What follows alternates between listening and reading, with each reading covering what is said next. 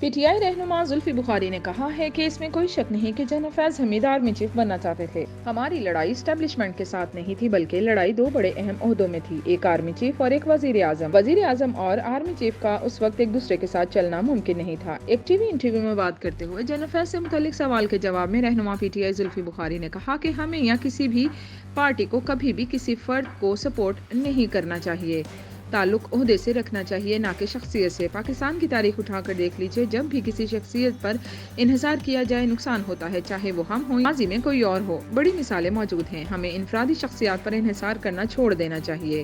ہم کسی بھی شخصیت پر انحصار کریں، یہ سیاسی پارٹی کی غلطی ہے۔ اس میں کوئی شک نہیں کہ جنرل فیض آرمی چیف بننا چاہتے تھے، اس لیے وہ انٹیلیجنس کو اپنے مفاد میں استعمال کر رہے تھے۔ سوال کے جواب میں انہوں نے کہا کہ قاضی فائز عیسیٰ کے خلاف حکومت ریفرنس لائی اور نومبر میں آرمی چیف کی تقرری روکنے کے لیے بھی جلسے وغیرہ کیے گئے۔ کیا یہ جنرل فیض کے انفلوئنس کی وجہ سے ہو رہا تھا؟ زلفی بخاری نے کہا کہ نومبر میں کوئی ایسی ڈیل والی بات نہیں تھی، نہ ہی کوئی توسیع کی بات تھی۔ میں نے ایک عمومی بات کی ہے کہ مجموعی طور پر جب general Faiz D G I S آئے تھے تو یقیناً تمام انٹیلیجنس ان کے پاس تھی، تو جو بھی چیزیں ہو رہی تھیں ان کو استعمال کر رہے تھے۔ زلفی بخاری نے کہا کہ الیکشن میں جس طرح سے ہمیں محدود کیا جا رہا ہے وہ سب کے سامنے ہے۔ کل عدم پارٹیوں کو بھی اجازت ہے جلسے جلوسوں کی، لیکن ہمیں نہیں۔ البتہ ہماری پارٹی کی مقبولیت بہت ہے، اس لیے ہم چاہتے ہیں کہ کم سے کم ہمارے ورکرز گرفتار نہ ہوں۔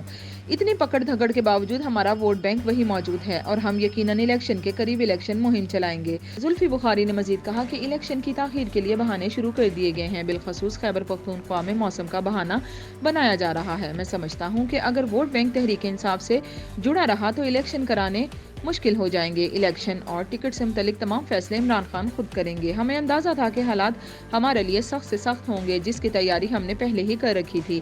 عمران خان کا جیل میں ہونا ہماری الیکشن مہم کو آسان کر رہا ہے۔ تحریک انصاف کی مین لیڈرشپ پارٹی چھوڑ رہی ہے۔ اس کے متعلق زلفی بخاری نے کہا کہ اپنی مرضی سے پارٹی کوئی نہیں چھوڑ کر جا رہا۔ ایک سوال کے جواب میں کہ 9 مئی سے پہلے آپ کو الیکشن کی تاریخ مل سکتی تھی، زلفی بخاری نے کہا کہ یہ بہت بڑا اگر ہے۔ ہمیں ٹرک کی بتی کے پیچھے لگایا جا رہا تھا کہ اگر یہ کر لیں تو الیکشن ہو جائے گا، وہ کر لیں تو الیکشن ہو جائے گا۔ جب تک تحریک انصاف کا ووٹ بینک قائم ہے الیکشن نہیں ہوگا۔